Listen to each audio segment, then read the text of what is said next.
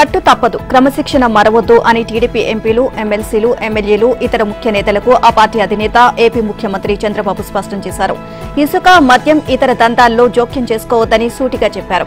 TDP కేంద్ర కార్యాలయంలో party ఎంపీలు, ఎమ్మెల్యేలు, ఎమ్మెల్సీలు, పార్టీ జోనల్, ప్రాంతీయ ఇన్ఛార్జీలతో చంద్రబాబు ప్రత్యేక సమావేశం నిర్వహించారు. గతంలో వైసీపీ పాలకులు పాల్పడిన దందాల జోలికి వెళ్లవద్దు అని హెచ్చరించారు. ఇసుక విషయంలో ఎమ్మెల్యేలు, పార్టీ నేతలు వేలు పెట్టవద్దు, తప్పు చేస్తే ఎవరిని ఉపేక్షించవద్దు అని అధికారులకు స్పష్టంగా చెప్పారు. ఇక ఇసుక విధానం సక్రమంగా అమలు కాకపోతే అధికారులను కూడా బాధ్యులను చేస్తాను. మద్యం విషయంలో కూడా ఎవరు జోక్యం చేసుకోవద్దు అని సూటిగా చెప్పారు. వారసత్వంగా వస్తున్న మద్యం వ్యాపారం చేసుకుంటే ఏం కాదని, కానీ ఇతరులు జోక్యం చేసుకుంటే పార్టీ ప్రతిష్ట దెబ్బతింటుంది అని స్పష్టం చేశారు. దారి తప్పుతున్న పార్టీ ఎమ్మెల్యేలను ఎప్పటికప్పుడు గుర్తించి వారిని హెచ్చరించేందుకు పార్టీ పరంగా పంచసభ్య కమిటీస్ వేస్తున్నట్లు చంద్రబాబు ప్రకటించినట్లు తెలిసిందే. విశ్వసనీయ సమాచారం ప్రకారం వైసీపీ ప్రభుత్వంలో జరిగిన అరాచకాలను ప్రజలు నిరసించారు. ఘోర పరాజయం పాలైన వాళ్లు మనకు ఆదర్శం కాదు, వాళ్ల మాదిరిగా ఉండాలని మనం అనుకోవద్దు. పంచసభ్య కమిటీ నుంచి మీకు పిలుపు వచ్చింది అంటే మీరు గీత దాటినట్లు లెక్క. మీరు ఏం తప్పులు చేశారో చేస్తున్నారో ఆ కమిటీ మీకు చెబుతోంది. అప్పటికీ మార్పు రాకపోతే ఆ తర్వాత చర్యలు తీవ్రంగా ఉంటాయి. ఉన్నది ఉన్నట్లు మాట్లాడడానికే తాను ఇక్కడకు వచ్చాను అని విశాఖపట్నంలో ప్రతిష్టాత్మక టాటా కన్సల్టెన్సీ సర్వీసెస్ సెంటర్ ఏర్పాటుకు 100 రోజుల్లోగా శంకుస్థాపన చేస్తామని ఏపీ మంత్రి లోకేష్ ప్రకటించారు. ఇప్పటికే విశాఖలో పలు ఐటీ కంపెనీలు ఉన్నాయని, అయితే టీసీఎస్ విశాఖ ఐటీ రంగానికి గేమ్ చేంజర్ వంటిదని పేర్కొన్నారు. టీసీఎస్ కార్యకలాపాలు ప్రారంభమయ్యాక పెద్ద ఎత్తున యువతకు ఉపాధి అవకాశాలు వస్తాయి అన్నారు. జగన్ మీడియాపై దాఖలు చేసిన పరువు నష్టం కేసు విచారణకు హాజరయ్యేందుకు ఆయన విశాఖపట్నం వచ్చారు. 2014-19 మధ్య తమ ప్రభుత్వ హయాంలో వచ్చిన పలు పరిశ్రమలన్నీ వైసీపీ ప్రభుత్వం వచ్చాక వెళ్లిపోయాయి అన్నారు మంత్రి లోకేష్. చంద్రబాబు మళ్లీ సీఎం అయిన తర్వాత పరిశ్రమలు, ఐటీ కంపెనీలతో మాట్లాడి ఒక్కొక్కటి తిరిగి తీసుకువచ్చేందుకు ప్రయత్నిస్తున్నామని అన్నారు. ఇక పారిశ్రామికవేత్తలకు సింగిల్ విండో విధానంలో అనుమతులు ఇచ్చేందుకు యువ ఐఏఎస్ అధికారితో ఎకనామిక్ డెవలప్మెంట్ బోర్డు ఏర్పాటు చేశామన్నారు. వచ్చే 5 ఏళ్లలో 20 లక్షల ఉద్యోగాలు కల్పిస్తామని అన్నారు. వచ్చే నెలలో అమెరికా పర్యటన ఉందని, అక్కడ పలు కంపెనీలు సీఈఓలతో భేటీ అవుతానని వివరించారు. సూపర్ 6 పథకాల అమలుకు కూటమి ప్రభుత్వం కట్టుబడి ఉందని లోకేష్ స్పష్టం చేశారు. వచ్చే నవంబర్ లేదా డిసెంబర్లో పూర్తిస్థాయి బడ్జెట్ ప్రవేశపెడతామని తెలియజేశారు. ఇసుకపై ప్రస్తుతం విధిస్తున్న సీనరేజీ, జీఎస్టీ పన్నుల రద్దు చేయాలి అని ఏపీ ముఖ్యమంత్రి చంద్రబాబు నిర్ణయించారు. టీడీపీ కేంద్ర కార్యాలయంలో జరిగిన సమావేశంలో ఎమ్మెల్యేల నుంచి వచ్చిన సూచనలతో ఆయన ఈ నిర్ణయం తీసుకున్నారు అని మంత్రులు తెలియజేశారు. రాజమహేంద్రవరం రూరల్ ఎమ్మెల్యే గోరంట్ల బుచ్చయ్య చౌదరి ఈ సీనరేజ్ అంశం లేవనెత్తారు. మనం ప్రజలకు ఉచితంగా ఇసుక ఇస్తామని చెప్పాం, కానీ సీనరేజీ, జీఎస్టీ పన్నుల పేరుతో అడ్డగోలుగా ఇసుక ధరలు పెంచేస్తున్నారు. ఉచితం అన్నప్పుడు ఈ పన్నులు ఎందుకో ప్రజలకు అర్థం కావడం లేదు. ఇక వాటిని తొలగిస్తే మంచిది అని సూచించారు. మరికొందరు ఎమ్మెల్యేలు ఆయన్ను బలపరిచారు. దీనిపై చంద్రబాబు స్పందించారు. ఇక ఇసుకపై సీనరేజీ ఉండదని అక్కడికక్కడే తేల్చి చెప్పారు. సొంత అవసరాలకు తీసుకువెళ్లే ఇసుకపై జీఎస్టీసు సహా ఏ పన్నులు ఉండవు. సొంత అవసరాల కోసం సొంతంగా తవ్వుకొని ట్రాక్టర్లు, ఎడ్లబళ్లల్లో ఉచితంగా తీసుకువెళ్లవచ్చు. దూరంగా ఉన్నవారు ఇసుక డోర్ డెలివరీ కావాలి అనుకుంటే తవ్వకం ఖర్చు, రవాణా ఖర్చులు భరించాల్సి ఉంటుంది. తామే తీసుకువెళ్తే ఏ ఖర్చులు ఉండవు.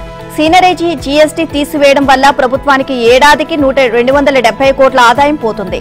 దాన్ని ప్రభుత్వం భరిస్తుంది. ఇసుక ఉచితంగా దొరకడం వల్ల నిర్మాణ కార్యకలాపాలు పెరిగితే మరో రూపంలో ప్రభుత్వానికి ఆదాయం వచ్చే అవకాశం ఉంది. అందుకే ఈ పన్నులను తీసివేస్తున్నాం అని ప్రకటించారు. తరగతుల విలీనంపై వైసీపీ ప్రభుత్వం తీసుకొచ్చిన వివాదాస్పద జీవో 117ను రద్దు చేయాలని ఏపీలోని కూటమి ప్రభుత్వం నిర్ణయించింది. ఆ జీవోను రద్దు చేస్తామని ప్రతిపక్షంలో ఉన్న సమయంలో టీడీపీ హామీ ఇచ్చింది. దాని అమల్లో భాగంగా మార్పులు చేపట్టేందుకు పాఠశాల విద్యాశాఖ ప్రక్రియ ప్రారంభించింది. 3 నెలల్లో ఆ జీవో రద్దు చేసి అనంతరం కొత్త జీవోలు జారీ చేయనుంది. ఈలోగా ఉపాధ్యాయ సంఘాలతో పలు దఫాలుగా చర్చలు జరిపి వారి అభిప్రాయాలకు ప్రాధాన్యం ఇవ్వాలని నిర్ణయించింది. జీవో 117పై మంగళగిరిలోని విద్యాభవన్లో ఉపాధ్యాయ సంఘాలతో ఆ శాఖ డైరెక్టర్ విజయరామరాజు మొదటి సమావేశం నిర్వహించారు. ఈ సమావేశం ద్వారా భవిష్యత్తులో చేపట్టనున్న సంస్కరణలపై ఓ స్పష్టత వచ్చింది. ప్రధానంగా జీవో 117 కారణంగా దాదాపు 4500 ప్రాథమిక పాఠశాలలోని 3, 4, 5 తరగతులను సమీపంలోని ఉన్నత పాఠశాలలో విలీనం చేశారు. వీటిని వెనక్కి తేవాలని ఉపాధ్యాయ సంఘాలు విజ్ఞప్తి చేశాయి. అయితే వాటిని యథాతథంగా వెనక్కి తీసుకురావాలా లేక ప్రత్యామ్నాయ రూపంలో తేవాలా అనే దానిపై చర్చించారు. ఇక ఇప్పటి వరకు వెళ్లిన వారిని అక్కడే ఉంచి వచ్చే ఏడాది నుంచి విలీనానికి గురైన పాఠశాలలో 3, 4, 5 తరగతులు ప్రారంభిస్తే ఆ బడులు పూర్వ విధానంలోకి వస్తాయని కొందరు సూచించారు. అలాగే పెద్ద పంచాయతీల్లో మోడల్ ప్రాథమిక పాఠశాలలు ప్రారంభించి వాటిలో 1 నుంచి 5 తరగతులు నిర్వహించాలి అనే ఆలోచనపైన చర్చ జరిగింది. సహకార సంఘాలకు 3 సభ్యుల నామినేటెడ్ పాలక వర్గాలను నియమించాలని ఏపీలోని కూటమి ప్రభుత్వం నిర్ణయించింది. టీడీపీ ఎమ్మెల్యేలు, ఎంపీల సమావేశంలో ముఖ్యమంత్రి చంద్రబాబు ఈ విషయం వెల్లడించారు. 6 నెలల్లో ఈ సంఘాలకు ఎన్నికలు పూర్తి చేస్తామని ఆయన చెప్పారు. మిత్రపక్షాలకు నామినేటెడ్ పదవుల్లో 20% ఇస్తున్నట్లు చెప్పారు. ఏదైనా నియోజకవర్గంలో వారికి ఎక్కువ ఇస్తే మరో చోట తగ్గుతాయి అని తెలిపారు. ఇక కింది స్థాయిలో జనసేన నేతలతో సమన్వయంలో కొన్ని సమస్యలు వస్తున్నట్లు పలాస ఎమ్మెల్యే గౌతు శిరీష ప్రస్తావించారు. మిత్రపక్షాలతో ఇటువంటి సమస్యలు సర్దుబాటుకి 2 సభ్యుల కమిటీ వేస్తున్నామని, ఇందులో పార్టీ రాష్ట్ర అధ్యక్షుడు పల్లా శ్రీనివాసరావు, మంత్రి నిమ్మల రామానాయుడు ఉంటారని సీఎం చెప్పారు. రాష్ట్రం తీవ్రమైన ఆర్థిక సంక్షోభంలో ఉందని, కేంద్రం సహకారంతోనే బండి లాక్కొస్తున్నామని, ఈ విషయం కూడా ప్రజలకు చెప్పాలని అన్నారు. ఇక ఎన్డీఏలో మనకు గౌరవం, ప్రాధాన్యమిస్తున్నారు. అయినా మనకు చేసే సాయంలో కొన్ని పరిమితులు ఉన్నాయి. విభజన చట్టంలో కొన్ని అంశాల కింద మనకు కొంత సాయం రావాల్సి ఉంది అని ప్రధానితో చెబితే ఆయన సానుకూలంగా స్పందించారు. రాష్ట్రానికి 1,00,000 కోట్ల విలువైన రోడ్లు, 75,000 కోట్ల విలువైన రైల్వే లైన్లు ఇచ్చారు అని చెప్పారు. ఇక త్వరలో జరగబోయే నీటి సంఘాల ఎన్నికలు, పట్టభద్ర ఎమ్మెల్సీ ఎన్నికల్లో బాగా పనిచేయాలని తాను వ్యక్తిగతంగా ప్రతిరోజు పర్యవేక్షిస్తాను అని చెప్పారు. 2 పట్టభద్ర ఎమ్మెల్సీ స్థానాలకు అభ్యర్థుల పేర్లు అధికారికంగా ప్రకటించాలి అని పల్లాను ఆదేశించారు. ప్రతిపక్షంలోనైనా కూర్చుంటాను, కానీ అబద్దాలు మాత్రం చెప్పను. ఇవి పులివెందుల ఎమ్మెల్యే జగన్ రెడ్డి చేసిన వ్యాఖ్యలు. కానీ 2019లో అధికారంలోకి వచ్చేందుకు ఆయన చెప్పిన అబద్దాలు అన్నీ కాదు. అధికారంలోకి వచ్చాక చేసిన తప్పుడు ప్రచారం అంతా ఇంత కాదు. అయినా సరే అబద్దాలు ఆడను అంటూ జగన్ చేసిన ప్రకటన విని ప్రజలు విస్తుపోతున్నారు. అవునా, నిజమా అని వైసీపీ బాధితులైన జనం విస్తుపోయారు. రాజధాని అమరావతిపై జగన్ ఏకంగా అబద్దాల ఫ్యాక్టరీని తెరిచేశారు. అమరావతిలోనే రాజధాని ఉంటుంది అని నిండు అసెంబ్లీలో చెప్పారు. తన ఇల్లు అమరావతిలో ఉన్నది అన్న నోటితోనే శ్మశానం, సమాధులు, ఎడారి అంటూ విషం చిమ్మారు. 3 రాజధానులు అంటూ తన నిర్వాకంతో కనీసం చెప్పుకోవడానికి కూడా రాజధాని లేకుండా చేశారు.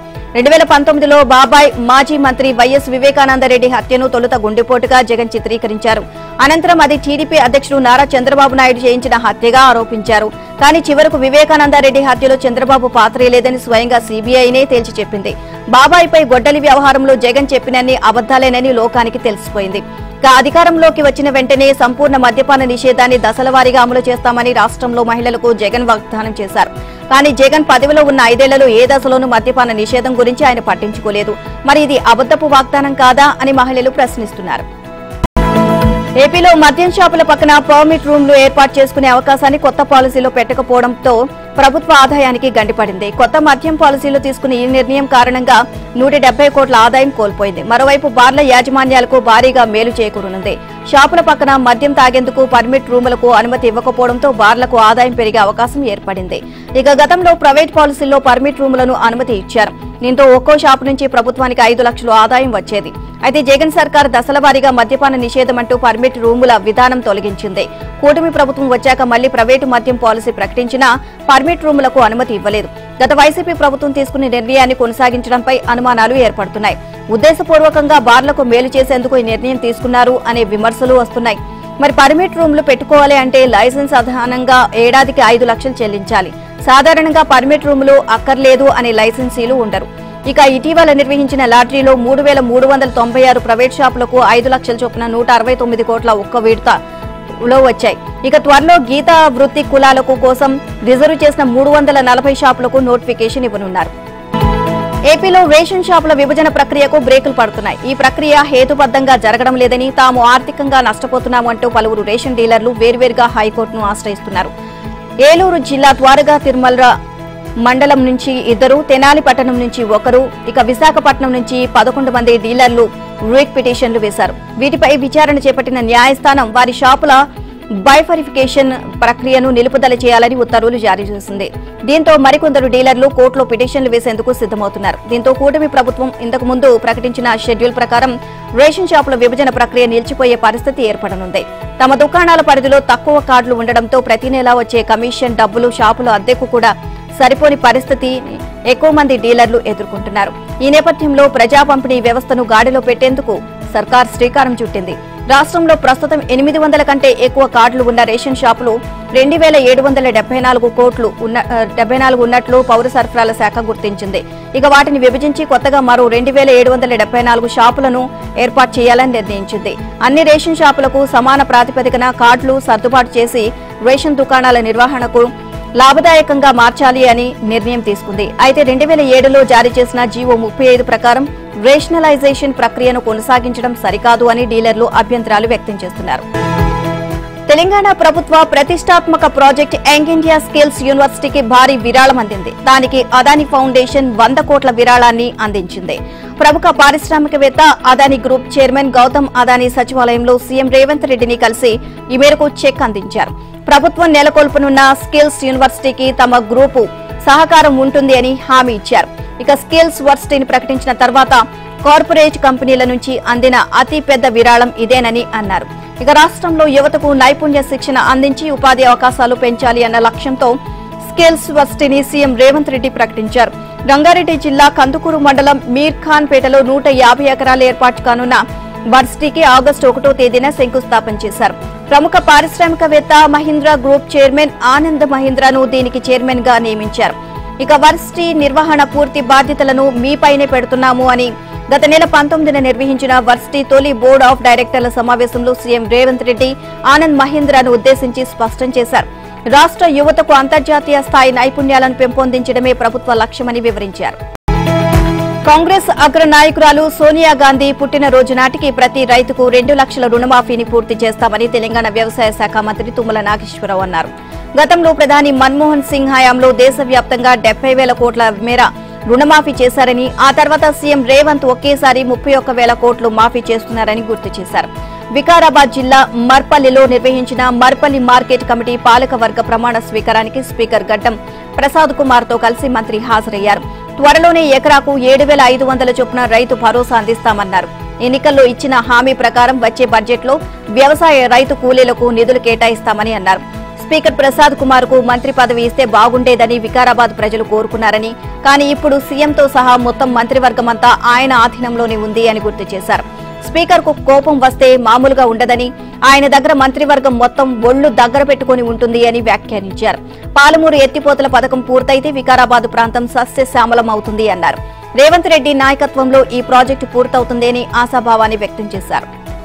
మూసీ నిర్వాసితులకు ప్రభుత్వం అండగా ఉంటుందని, స్వచ్ఛమైన గాలి, నీరు కల్పించడంతో పాటు ఉపాధి అవకాశాలను మెరుగుపరుస్తామని తెలంగాణ మంత్రి సీతక్క హామీ ఇచ్చారు. ఉన్న ఊరు ఇళ్లను వదులుకోవాలి అంటే ఎవరికైనా బాధ ఉంటుందని, ఆ ప్రాంతంలో ఉన్న అనుబంధం విడదీయలేనిది అని మంత్రి సీతక్క అన్నారు. వానొచ్చినా వరదొచ్చినా భయంతో బతుకుతున్న పరిస్థితి నుంచి వారిని బయటపడేసేందుకే మూసీ పునరుజ్జీవన ప్రాజెక్టును చేపట్టామని తెలిపారు. ఇక ప్రజాభవన్లో సీతక్క మూసీ పరివాహక ప్రాంతాల స్వయం సహాయక సంఘాలకు చెందిన 172 మంది మహిళలకు 3.44 కోట్ల ఆర్థిక సహాయం అందించారు. మూసీలో చెత్త, మురుగు చేరి దుర్గంధం వస్తోంది అని, అక్కడే ఉంటూ ఆ గాలి పీల్చుతున్నందున అనారోగ్య సమస్యలు వస్తున్నాయని మంత్రి సీతక్క అన్నారు.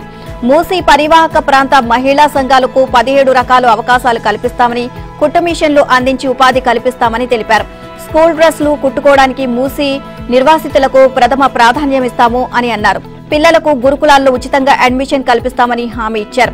బాధిత మహిళలకు 2 లక్షల ఆర్థిక సహాయం అందిస్తున్నామని, ఇందులో 1.40 లక్షల సబ్సిడీగా ఉంటాయని, మిగిలిన 60,000 రూపాయలు 3 సంవత్సరాల్లో చెల్లించాల్సి ఉంటుంది అని వివరించారు. పునరావాసం పొందిన బాధిత కుటుంబాలకు ఉచిత విద్య, అంగన్వాడీ కేంద్రాల్లో ప్రవేశం, అలాగే 2 పడకల గదుల నిర్మాణం ఉచితంగా అందించామని తెలియజేశారు. మూసీ పునరుజ్జీవం పేరిట తెలంగాణ ప్రభుత్వం విధ్వంసం సృష్టిస్తోంది అని, వేలాది మంది పేదల ఇళ్లను కూల్చివేస్తోంది అని బీజేపీ ఆరోపించింది. ప్రభుత్వ చర్యను వ్యతిరేకిస్తూ మూసీ పరివాహక ప్రాంతంలో ఈ నెల 23, 24 తేదీల్లో తమ పార్టీ ఎంపీలు, ఎమ్మెల్యేలు పర్యటించనున్నట్లు తెలిపింది. అనంతరం సమగ్ర నివేదిక రూపొందించి ఈ నెల 27న జాతీయ నాయకత్వానికి నివేదించనున్నట్లు పేర్కొంది. బీజేపీ రాష్ట్ర కార్యాలయంలో ఎంపీలు, ఎమ్మెల్యేలతో పార్టీ జాతీయ ప్రధాన కార్యదర్శి, రాష్ట్ర ఇన్ఛార్జ్ సునీల్ బన్సల్ నిర్వహించిన సమావేశంలో ఈ మేరకు నిర్ణయం తీసుకున్నారు.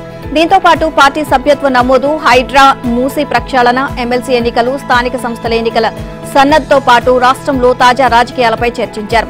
కేంద్ర మంత్రి కిషన్ రెడ్డి కూడా తెలంగాణకు ఎక్కువ సమయం కేటాయించేలా ఆయనకు మిగతా రాష్ట్రాల బాధ్యతలు తగ్గిస్తామని బన్సల్ పేర్కొన్నట్లు పార్టీ వర్గాలు తెలియజేశాయి. కాగా ఎమ్మెల్సీ ఎన్నికల అభ్యర్థిని త్వరలోనే ప్రకటించాలని సమావేశం నిర్ణయించింది అని బీజేపీ ఎల్పీ నేత మహేశ్వర్ రెడ్డి తెలియజేశారు. ఇక మూసీ సుందరీకరణను పునరుజ్జీవ చర్యలను తాము వ్యతిరేకించడం లేదని బీజేపీ రాష్ట్ర అధ్యక్షుడు కేంద్ర మంత్రి కిషన్ రెడ్డి తెలియజేశారు. మూసీ నదికి ఇరువైపులా రిటైనింగ్ వాల్ నిర్మించి సుందరీకరణ చేపట్టాలి అన్నారు. అయితే ఈ పేరుతో పేదల ఇళ్లను కూల్చడం న్యాయం కాదని, మూసీ పరివాహక ప్రాంతాల్లో పేదలు 30 నుంచి 40 ఏళ్ల క్రితం నిర్మించుకున్న ఇళ్లను కూల్చివేయవద్దు అని ప్రభుత్వాన్ని కోరారు. మూసీ బ్యూటిఫికేషన్ కు గాని, ప్రక్షాళనకు గాని, పునరుజ్జీవానికి గాని తాము వ్యతిరేకం కాదని బీఆర్ఎస్ వర్కింగ్ ప్రెసిడెంట్ కేటీఆర్ అన్నారు. మూసీ పేరుతో చేస్తున్న లూటిఫికేషనే తప్పుపడుతున్నామని చెప్పారు. కేవలం 25,000 కోట్లతో పూర్తయ్యే ప్రాజెక్టు కోసం 1,50,000 కోట్లు ఎందుకు ఖర్చు పెట్టాల్సి వస్తుంది అని ప్రశ్నించారు. 56 కిలోమీటర్ల మేర మూసీ ప్రక్షాళన కోసం కిలోమీటర్కు 2,700 కోట్ల చొప్పున ఖర్చు పెట్టాలి అనుకుంటున్నారని విమర్శించారు. ప్రపంచంలోనే ఇది అత్యంత ఖరీదైన ప్రాజెక్టు అవుతుందేమోనని అభిప్రాయపడ్డారు. తెలంగాణ భవన్లో మూసీ రివర్ ఫ్రంట్ ప్రాజెక్టుపై KTR counter power point presentation ఇచ్చారు. ఇక మూసీ ప్రక్షాళనకు సుందరీకరణ అనే పేరు తాము పెట్టలేదని, స్వయంగా సీఎం రేవంత్ రెడ్డి ఆ మాట అన్నారని తెలియజేశారు. 1,50,000 కోట్లు ఖర్చవుతుంది అని కూడా ముఖ్యమంత్రి స్వయంగా వెల్లడించారని అన్నారు. ఇందుకు సంబంధించిన వీడియోలను ప్రదర్శించారు. ఇక మరోవైపు కాంగ్రెస్ పార్టీకి తెలంగాణ ఏటీఎంలా మారింది అని, రాహుల్ గాంధీకి ఎప్పుడు డబ్బులు అవసరమైనా తెలంగాణ గుర్తొస్తుంది అని ఆరోపించారు. వాళ్లకు డబ్బులు సంచులు మూసేందుకే ఇలాంటి ప్రాజెక్టులు చేపడుతున్నట్లుగా అనిపిస్తుంది అన్నారు. తెలంగాణ సీఎం రేవంత్ రెడ్డిని సీఎం పదవి నుంచి దించేయాలని కాంగ్రెస్ మంత్రులు, నాయకులు కుట్రలు చేస్తున్నారని, తగిన సమయం కోసం ఎదురు చూస్తున్నారు అని కేంద్ర మంత్రి బండి సంజయ్ అన్నారు. గ్రూప్ 1, మూసీ, హైడ్రా విషయాల్లో జాగ్రత్త పడకపోతే రేవంత్ కు చిక్కులు తప్పవు అని హెచ్చరించారు. హైడ్రా, మూసీ, గ్రూప్ 1 అభ్యర్థుల ఆందోళనతో రేవంత్ పై ప్రజలు వ్యతిరేకత వచ్చింది అని, ఆ వ్యతిరేకత ఇంకా పెరగాలని మంత్రులు భావిస్తున్నట్లు సంజయ్ చెప్పారు. ఆ తర్వాత రేవంత్ ను సీఎం పదవి నుంచి తొలగిస్తారని అన్నారు.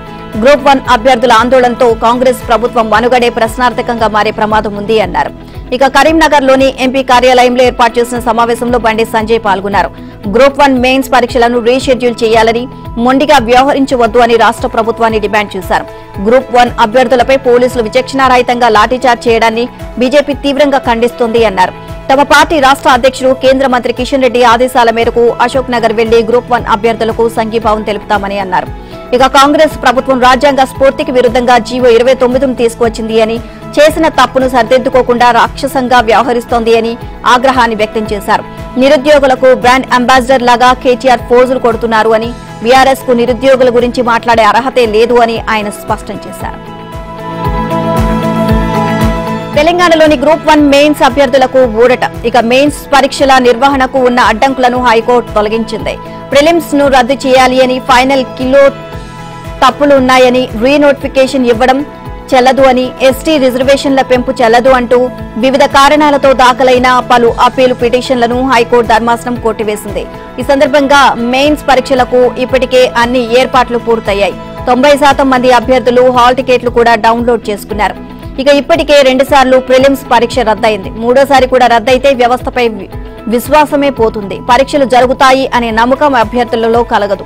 ఇక తీవ్ర నైరాశ్యం నెలకొని ఆత్మహత్య ఘటనలు జరిగే అవకాశం ఉంటుంది అని వ్యాఖ్యానించింది. అన్ని అంశాలను పరిగణలోకి తీసుకుని విస్తృతంగా చర్చించే సింగిల్ జడ్జి తీర్పు ఇచ్చారని, అందులో జోక్యం చేసుకోవాల్సిన ఎలాంటి కారణాలు కనిపించడం లేదు అని స్పష్టం చేసింది. ప్రశ్నల్లో తప్పొప్పులను కోర్టులు నిర్ణయించలేవు అని, అన్ని పరిశీలించిన తర్వాతే నిపుణుల కమిటీకి విడుదల చేసింది అని వివరించింది. ఇప్పటికే 2 సార్లు ప్రిలిమ్స్ రద్దయిందని, సింగిల్ జడ్జి అన్ని అంశాలు సవివరంగా చర్చించారని, కేవలం 6 అప్పీల్దారుల కోసం వాయిదా వేయడం సమంజసం కాదు అని స్పష్టం చేశారు. ఇక ఇరు వర్గాల వాదనలు విన్న ధర్మాసనం రీనోటిఫికేషన్ ఫిబ్రవరిలో ఇస్తే మీరు ఇంత ఆలస్యంగా ఎందుకు సవాల్ చేశారు అని అప్పీల్దారులను ప్రశ్నించింది. పరీక్షల్లో పాల్గొని ఫలితాలు వచ్చిన తర్వాత సవాల్ చేయడం కరెక్ట్ కాదని వ్యాఖ్యానించింది. ఇక అప్పీళ్లను డిస్మిస్ చేస్తూ తీర్పు ఇచ్చింది. తెలంగాణలో 9 విశ్వవిద్యాలయాలకు ఉపకులపతులను ప్రభుత్వం నియమించింది. ఉస్మానియా విశ్వవిద్యాలయానికి ఆచార్య కుమార్ ములుగారం, కాకతీయకు ఆచార్య ప్రతాప్ రెడ్డి, పాలమూరు విశ్వవిద్యాలయానికి ఆచార్య జిఎన్ శ్రీనివాస్, శాతవాహనకు ఆచార్య ఉమేష్ కుమార్, తెలుగు విశ్వవిద్యాలయానికి ఆచార్య నిత్యానందరావు, మహాత్మాగాంధీ విశ్వవిద్యాలయానికి ఆచార్య అల్తాఫ్ హుసేన్, తెలంగాణ విశ్వవిద్యాలయానికి ఆచార్య యాదగిరిరావు, ఆచార్య జయశంకర్, తెలంగాణ రాష్ట్ర వ్యవసాయ విశ్వవిద్యాలయానికి ఆచార్ అల్దాస్ జానయ్య, శ్రీకొండ లక్ష్మణ్, తెలంగాణ ఉద్యాన విశ్వవిద్యాలయానికి ఆచార్య రాజిరెడ్డి వీసీలుగా నియమితులయ్యారు. ఈ మేరకు రాష్ట్ర గవర్నర్ విశ్వవిద్యాలయాల కులపతి జిష్ణుదేవ్ వర్మ నిర్ణయం తీసుకున్నారు. ఇక రాష్ట్ర ప్రభుత్వం ఉత్తర్వులు జారీ చేసింది. గత ఉప కులపతుల పదవీకాలం గత మే నెల 21న పూర్తయ్యాక తాత్కాలిక వీసీలుగా సీనియర్ ఐఏఎస్ అధికారులను నియమించిన ప్రభుత్వం కొత్త వీసీల నియామకానికి ప్రతి వర్సిటీకి 3 సభ్యులతో సర్చ్ కమిటీ నియమించింది. మొత్తం 10 వర్సిటీలకు 1382 దరఖాస్తులు వచ్చాయి. కమిటీ సిఫార్సుల మేరకు జాబితా సిద్ధం చేసి ప్రభుత్వం గవర్నర్ తుది ఆమోదానికి పంపింది. అయితే మరో 4 వర్సిటీల ఉపకులపతులను నియమించాల్సి ఉంది. ఇందులో Jawaharlal Nehru technology university, B R Ambedkar దూర విద్యా విశ్వవిద్యాలయం, Jawaharlal Nehru architecture fine art విశ్వవిద్యాలయం, పివి నరసింహారావు పశు వైద్య విశ్వవిద్యాలయం ఉన్నాయి. ఈ 4 వర్సిటీల వీసీల నియామకం త్వరలో పూర్తవుతుంది అని అధికార వర్గాలు తెలియజేశాయి. రోజుల తరబడి నిల్వ ఉంచిన కోడి మాంసాన్ని అమ్ముతున్నారు చికెన్ నిర్వాహకులు. ఇక అమ్ముడు పోగా మిగిలిన చికెన్ ను రసాయనాలు చల్లి రిఫ్రిజిరేటర్లో రోజుల తరబడి నిల్వ ఉంచుతున్నారు. పాడైపోయిన ఆ చికెన్ ను తక్కువ ధరకు బార్లు, కల్లు కాంపౌండ్లు, పర్మిట్ రూమ్లు, ఫాస్ట్ ఫుడ్ సెంటర్లకు సరఫరా చేస్తున్నారు. దుర్వాసన వెదజల్లుతున్న వండే క్రమంలో దండిగా మసాలాలు దట్టిస్తే మద్యం మత్తులో గుర్తించకుండా మందుబాబులు లాగించేస్తారు అనే గట్టి నమ్మకం బార్లు, కల్లు కాంపౌండ్, పర్మిట్ రూమ్ల నిర్వాహకులది. ఇక జీహెచ్ఎంసీ ఫుడ్ సేఫ్టీ, ఎస్ఓటీ పోలీసులు కలిసి బేగంపేట్ ప్రకాష్ నగర్ ఎక్స్టెన్షన్ లోని బాలయ్య చికెన్ సెంటర్లో తనిఖీలు నిర్వహించారు. ఇక 700 కిలోలకు కుళ్లిపోయిన చికెన్, ఎముకలు, చికెన్ వేస్ట్ లభ్యమైంది. ఆ సెంటర్లోకి వెళ్లిన అధికారులు రిఫ్రిజిరేటర్ తెరవగానే దుర్వాసన రావడంతో ఆశ్చర్యపోయారు. ఇక నిల్వ ఉంచిన చికెన్, ఇతర పదార్థాలకు దుర్వాసన రాకుండా రసాయనాలు కలిపి సరఫరా చేస్తున్నట్లు గుర్తించారు. ఇక ఆ దుకాణం సీజ్ చేసి దాదాపు 700 కిలోల చికెన్ ను, కోడి ఎముకలను స్వాధీనం చేసుకున్నారు. నిర్వాహకుడిపై కేసు నమోదు చేసినట్లు అధికారులు తెలియజేశారు. ఇక తనిఖీల సమయంలో ఆ చికెన్ ను కొనేందుకు పర్మిట్ రూమ్లు, ఫాస్ట్ ఫుడ్ సెంటర్ నిర్వాహకులు రాగా వారిని పోలీసులు అదుపులోకి తీసుకున్నట్లు తెలిసిందే. బయటి మార్కెట్తో పోలిస్తే తక్కువ ధరకు వస్తుండటంతో బార్లు, మద్యం దుకాణాల వద్ద ఉండే పర్మిట్ రూమ్లు, ఫాస్ట్ ఫుడ్ సెంటర్ల నిర్వాహకులు కొనుగోలు చేస్తున్నారు. బంగాళాఖాతంలో తుఫాన్లు, వాయుగుండాలకు అనుకూల వాతావరణం నెలకొంది. సముద్ర ఉపరితల ఉష్ణోగ్రతలు సాధారణం కంటే ఎక్కువగా నమోదవుతున్నాయి. దీంతో గల్ఫ్ ఆఫ్ థాయిలాండ్ నుంచి వచ్చే తుఫాన్ల అవశేషాలు బంగాళాఖాతంలో ప్రవేశించిన వెంటనే బలపడుతున్నాయి. అటువంటి అవశేషంతో వచ్చిన ఉపరితల ఆవర్తనం ఒకటి ఈ నెల 20న ఉత్తర అండమాన్ సముద్రంలో ప్రవేశించనుంది.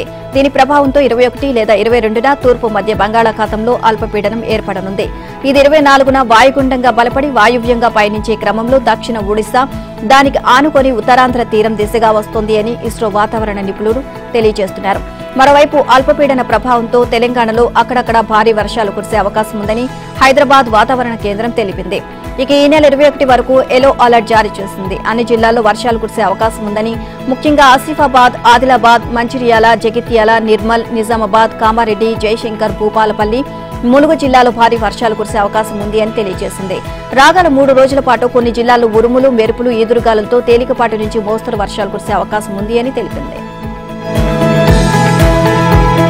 దేశంలో బాల్య వివాహం ఓ సామాజిక దురాచారమని, పర్సనల్ చట్టాలు, వాటిలోని సంప్రదాయాలు బాల్య వివాహ నిరోధక చట్టాన్ని అడ్డుకోజాలవు అని సుప్రీంకోర్టు పేర్కొంది.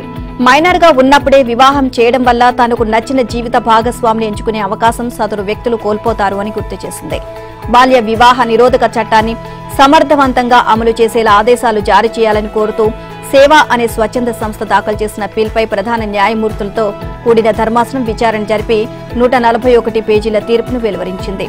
బాల్య వివాహాల నిరోధానికి 9 శీర్షికల కింద పలు మార్గదర్శకాలను కేంద్ర, రాష్ట్ర ప్రభుత్వాలకు, కేంద్రపాలిత ప్రాంతాలకు, సంబంధిత ప్రభుత్వ సంస్థలకు ఈ తీర్పులో సుప్రీంకోర్టు జారీ చేసింది. బాల్య వివాహ నిరోధక చట్టం అమలుకు జిల్లా స్థాయిలో ప్రత్యేకంగా కొందరు అధికారులు నియమించాలి అని, వారికి ఇతర బాధ్యతలేవీ అప్పగించకూడదు అని ఈ మార్గదర్శకాల్లో సుప్రీంకోర్టు తెలిపింది. ఇక చట్టం అమలు తీరుపై 3 నెలలకోమారు సర్వే నిర్వహించాలి అని నిర్దేశించింది. జిల్లా స్థాయిలో బాల్య వివాహాలను నిరోధించే బాధ్యత ఆయా జిల్లాల కలెక్టర్లు, ఐపీలు తీసుకోవాలి అని పేర్కొంది. అంతేకాక ఒక ప్రత్యేక పోలీస్ విభాగాన్ని కూడా ఏర్పాటు చేయాలని ఆదేశించింది. బాల్య వివాహ ఘటనలపై న్యాయమూర్తులు కూడా సుమోటాగా తీసుకుని ఆదేశాలు జారీ చేయాలి అని తెలిపింది. బాల్య వివాహాలను అడ్డుకోవడంలో నిర్లక్ష్యం వహించిన ప్రభుత్వ అధికారులపై కఠినమైన చర్యలు తీసుకోవాలని ఆదేశించింది. ప్రపంచ వ్యాప్తంగా 110 కోట్ల మందికి పైగా ప్రజలు ఇంకా తీవ్రమైన పేదరికంలోనే జీవిస్తున్నారని ఐక్యరాజ్య సమితి తాజాగా విడుదల చేసిన global multi dimensional poverty index 2024 నివేదికలో వెల్లడించింది. 23.4 కోట్ల మందితో భారతదేశం మొదటి స్థానంలో ఉంది. ఆ తర్వాత పాకిస్తాన్, ఇథియోపియా, నైజీరియా దేశాలు ఉన్నాయి. మొత్తం పేదల్లో సగానికి పైగా 18 ఏళ్ల లోపు చిన్నారులు ఉండడం ఆందోళనకరంగా మారింది. ప్రపంచవ్యాప్తంగా ఉన్న పేదల్లో 83.2% మంది ఆఫ్రికా, దక్షిణాసియా దేశాల్లోనూ ఉన్నారని నివేదిక గుర్తించింది. మొత్తం పేదల్లో 83.7% మంది గ్రామాల్లోనే ఉన్నారని నివేదిక చెప్పింది. ఇళ్లు, పారిశుద్ధ్యం, విద్యుత్, వంట గ్యాస్, పోషక ఆహారం లేమి తదితర అంశాలపై 2012-23 మధ్య అందుబాటులో ఉన్న డేటా ఆధారంగా ఐరాసకు చెందిన యుఎన్డిపి మరో సంస్థ ఓపీహెచ్ఐతో కలిసి ఈ నివేదికను రూపొందించింది. రెండో ప్రపంచ యుద్ధం తర్వాత 2023లో అధికంగా దేశాల్లో అంతర్గత ఘర్షణలు, పలు దేశాల మధ్య యుద్ధాలు నెలకొన్నాయని, దీనివలన 11.7 కోట్ల మంది ఇతర ప్రాంతాలకు వలస వెళ్లిపోవాల్సి వచ్చింది అని నివేదిక తెలియజేసింది. మొత్తం 110 కోట్ల మంది పేదల్లో ఘర్షణలు, యుద్ధాలు, శాంతియుత పరిస్థితులు నెలకొన్న విషయంలో 40% ఉన్నారు అని వెల్లడించింది.